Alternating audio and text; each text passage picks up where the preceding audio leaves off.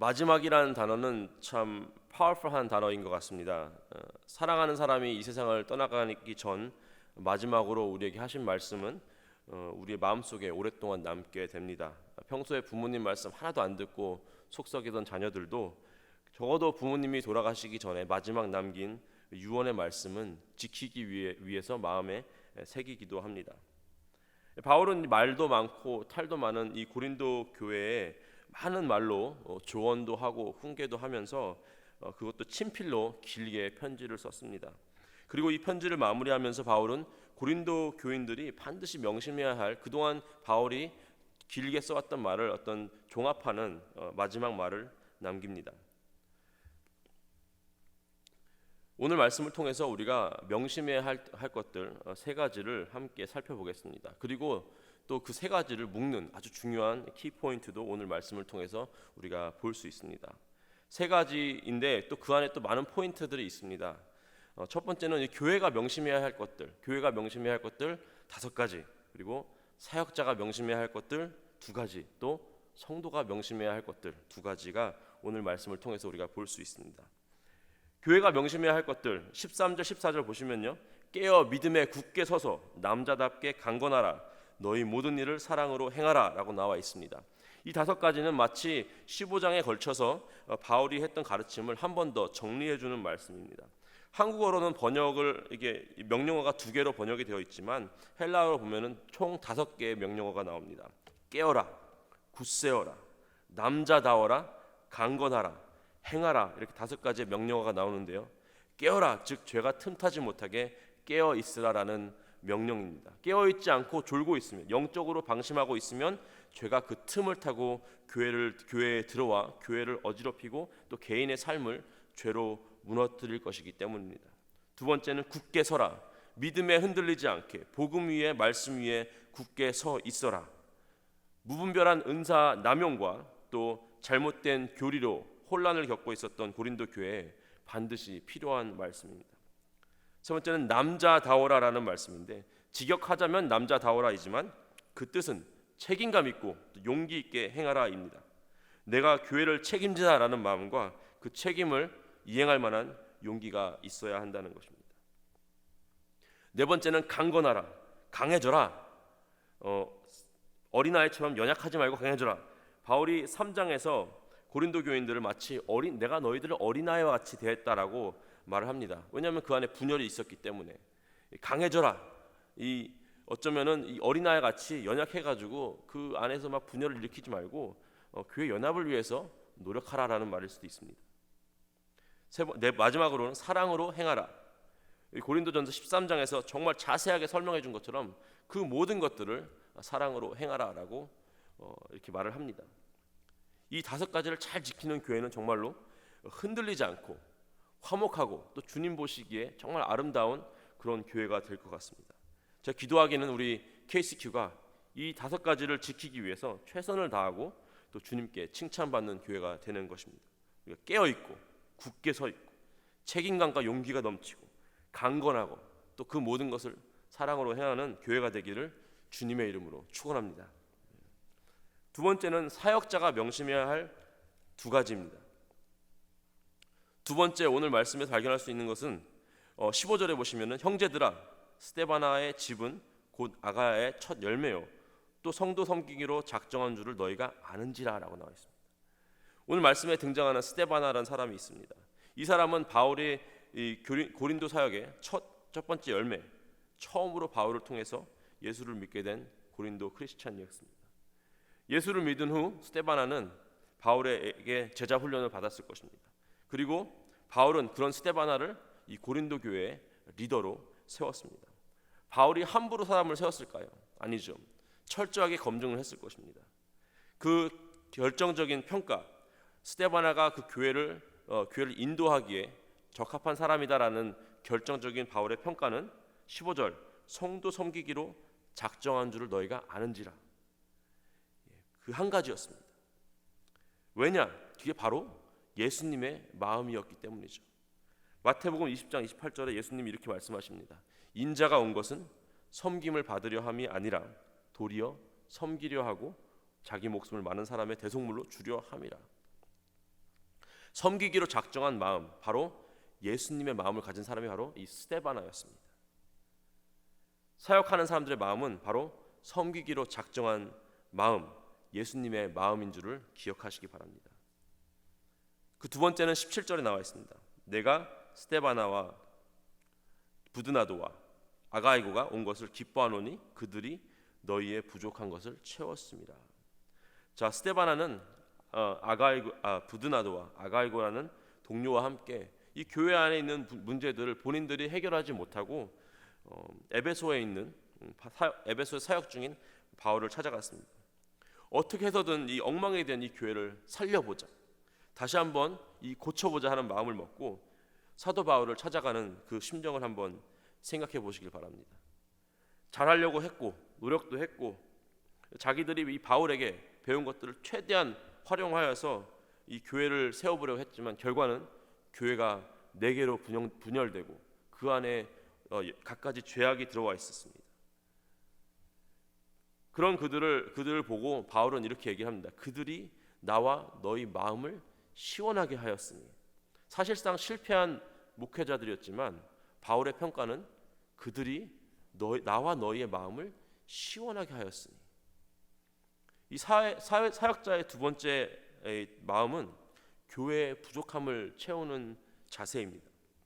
바울이 이 고린도 교회의 문제를 하나하나 다 어떻게 알게 되었을까요? 교인들은 모르고 있었을 거예요, 분명히. 이게 문제다라고. 하지만 그것들이 교회의 문제다라고 인식한 영적으로 어떻게 깨어있던 이 스데바나가 있었기 때문에 비록 그 문제를 해결할 능력은 되지 않았지만 적어도 그 문제가 문제인 것을 인식하고 해결하려고 하는 그런 마음이 있었습니다. 이 교회의 부족함을 알고 그 부족함을 채우기 위해서 무엇이든지 하려고 하는 그 자세가 바로 하나님의 마음을 시원하게 해주는 것임을 믿으시기 바랍니다. 또 그런 사람들에게 하나님께서 지혜 주시고 또 능력 주셔서 그 문제를 헤쳐나갈 수 있는 그런 능력을 허락하심을 또 믿으시기 바랍니다. 또 세 번째, 성도가 명심해야 할 것들 두 가지. 사역자를 대하는 성도의 자세가 여기 나와 있습니다. 순종하라, 그리고 알아주라. 이 두 가지인데요. 이 16절 보시면은 이 같은 사람들과 또 함께 일하며 수고하는 모든 사람에게 순종하라. 이 고린도 교회를 사랑하고 또 섬기기로 작정한 이 사람들은 이 스데바나 이외에 더 있었습니다. 고린도 교회는 정말 축복받은 교회입니다. 스데바나가 잘한 것도 많지만 분명히 부족한 것도 많이 있었을 것입니다. 그래서 그 교회 안에 있는 수많은 문제들을 본인이 스스로 해결하지 못했고 결국에는 그 문제를 해결하기 위해서 바울을 찾아갈 수밖에 없었습니다. 사랑하는 성도 여러분, 목회자들이 주님과 교회를 섬기기로 작정을 하고 신학교를 나와서 전도사 생활 몇 년 하다가 목사 안수를 받고 이 교회의 어떤 부목사나 담임 목사님으로 부임을 하면서 어느 누가 내가 그 교회에 가가지고 그 교회 어지럽게 하고 분열시키고 성도들 마음 아프게 해야지, 누가 그런 다짐을 하고 오겠습니까? 한 명도 없습니다. 섬기기로 작정한 사람들은 당연히 그 마음속에 내가 이 교회에 부임해서 이 교회를 건강하게 세우고 질서를 만들고 성도들을 온전케 하고 제자를 만들겠다라는 다짐으로 오는 것입니다. 부족한 부분 반드시 있습니다. 하지만 바울은 교회를 섬기기 위해서 작정하고 이 부족한 부분을 채우려고 백방 노력하는 교회 리더들에게 순종하라고 말씀을 하고 있습니다. 두 번째는 알아주라, acknowledge, 인정하라라는 뜻입니다. 많은 분들이 이제 저희가 직접 뵙지 못하니까 저에게 연락 주시면서 늘 이렇게 말씀하십니다. 목사님 힘드시죠? 피곤하시죠? 이렇게 말씀을 하십니다. 당연히 힘들고 당연히 피곤하죠. 근데 여러분들이 그렇게 말씀해 주시면 저는, 다른 분들은 모르겠지만 저는 더 힘이 납니다. 더 잘하고 싶은 마음이 생깁니다. 그래서 피곤하시죠? 물어보면 아니요, 하나도 안 피곤합니다 라고 말을 하죠. 이한성 목사님께서 부임하셔서 유행시킨 말이 있는데 너무 좋아요. 뭘 물어봐도 너무 좋아요 이렇게 말씀하십니다. 피곤해가지고 막 다크서클이 이렇게 내려왔는데도 목사님 괜찮으세요? 피곤하세요? 너무 좋아요 라고 말을 합니다. 나의 수고는 주님만 알면 됩니다라고 우리가 생각하고 행동하지만 또 오늘 말씀해 보시면은 교회가 아름답게 연합하기 위해서, 교회가 또 더욱 건강하게 하기 위해서 서로의 수고를 알아주라라는 그런 말씀입니다. 우리 11명의 교육자만이겠습니까? 교회를 위해서 수고하시는 분들 많이 있습니다. 우리 시무장로님들 정말 이 어려운 시기에 어려운 결정들을 해 나가야 합니다. 그 막중한 책임이 또 우리 장로님들과 또 우리 담임 목사님의 어깨에 걸려 있습니다. 각 부서에 많은 부장 집사님, 특히 또 이 교육부 집사님들 정말 헌신적으로 섬기고 계십니다. 교회가 아름다워지려면 우리는 서로의 수고를 알아줘야 할 것입니다. 왜 부족하냐라고 탓하는 것이 아니라 서로의 수고를 알아줘야 할 것임을 믿으시기 바랍니다. 얼마나 아름다운 모습입니까?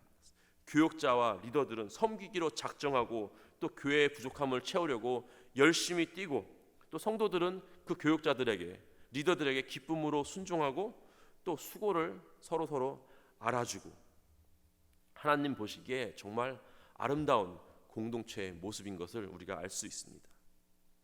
오늘 말씀을 맺기 원합니다. 솔직히 여기 있는 말씀 중에 그냥 세상적으로 보면은 자신에게 이익되는 거 하나도 없습니다. 섬기는 것 자신을 위한 건 아닙니다. 나도 부족함이 많은데 어떻게 다른 사람의 부족함을 채우려고 노력을 하겠습니까? 다 같은 사람들인데 왜 우리가 순종을 해야 합니까? 왜겠습니까? 22절 후반부에 바울은 이렇게 기도를 합니다. 우리 주여 오시옵소서. 아람어로는 마라나타. 우리가 가져야 할 신앙의 자세가 바로 이 마라나타의 신앙인 줄 믿습니다. 우리의 인생이 이 땅의 삶에서 끝나는 것이 아니라 주님께서 다시 오시고 또 다시 오심으로써 펼쳐질 영원한 삶이 있다는 것입니다. 15장 19절에 바울이 이렇게 말을 했죠. 만일 그리스도 안에서 우리가 바라는 것이 다만 이 세상의 삶뿐이면 모든 사람 가운데 우리가 더욱 불쌍한 자이니라. 우리가 바라는 것이 이 세상의 삶뿐만 아니라 바로 이 세상이 끝난 이후에 삶이 있다는 것입니다. 그리고 그 영원한 삶의 시작을 간구하고 기다리며 간절히 바라는 마라나타, 주여 오시옵소서. 바로 이 마라나타의 신앙으로 살아가야 한다는 것입니다. 마라나타의 신앙, 마라나타의 마음, 마라나타의 섬김, 마라나타의 순종, 마라나타의 사랑, 이것을 기본으로 한다면 우리 퀸즈 한인교회 사역하시는 모든 분들 우리가 섬기기로 작정할 수 있습니다. 또 다른 사람의 부족함을 채우려고 노력할 수 있습니다.